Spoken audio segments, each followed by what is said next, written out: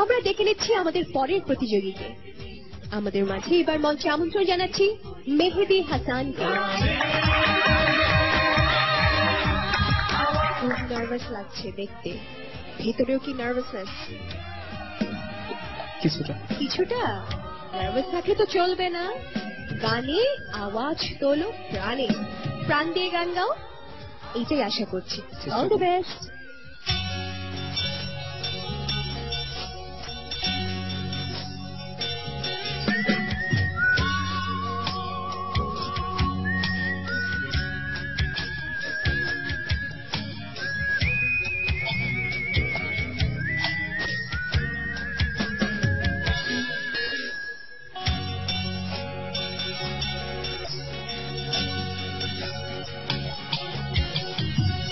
কোনো কোনো রাত বড় মনে হয়, বড় মনে হয়, একা মন একা ঘরে আধারে অভিসারে, একা একা শুধু কথা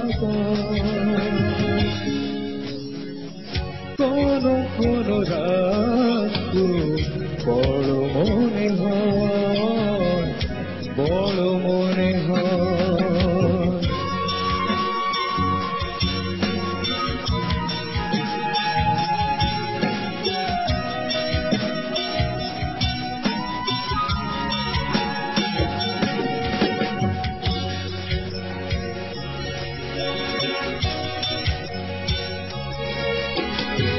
সাগর ঘুমিয়ে পড়ে, পাহাড় ঘুমায়, পৃথিবীর কাছে যেন কোনো জানে, শুধু বুক জুড়ে শূন্যতা কেঁদে ফেরে, বেদনার ঝড়ে ভাঙে অবোধের হৃদয়।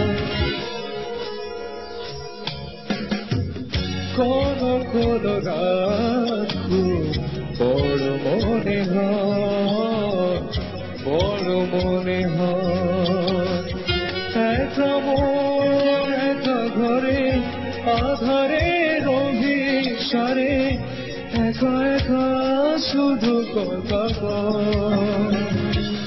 কোনো কোনো রাত বড় মনে হয়, বড় মনে হয়।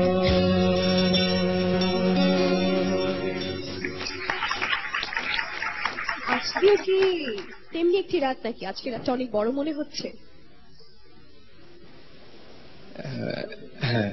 কেন? কারণ কখন ফলাফল আসবে, কেমন গাইলাম তা কখন আমার তিন বিচারক বলবে, তাই না? সবচেয়ে বড় কথা, আমি আসলে শ্রদ্ধেয় বিশ্বজিৎ স্যারের গান তার সামনে গাওয়ার সুযোগ পেয়েছি। এখন এটাই আমার কাছে অনেক বড় মনে হচ্ছে। এখন স্যার, আচ্ছা আর জটিল করছি না, আমরা চলে যাচ্ছি আমাদের বিচারকের মন্তব্যে। শ্রদ্ধেয় কুমার বিশ্বজিৎ। মেহেদি হাসান, এটি আমার গাওয়া গান এবং আমার সুর করা বোধ হয়, শিওর না, তাই না? জি স্যার।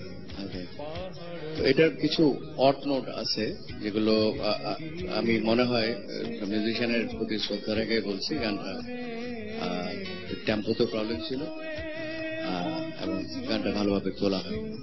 ওইভাবে না, কর্ড গুলো যদি চেঞ্জ গুলো আগে থেকে দেওয়া না হয় শুনতে কিন্তু খারাপ লাগবে। ও আমার মতে অসম্ভব সম্ভাবনাময় একটা কণ্ঠ এবং তার গায়কে আমার প্রচন্ড ভালো লেগেছে।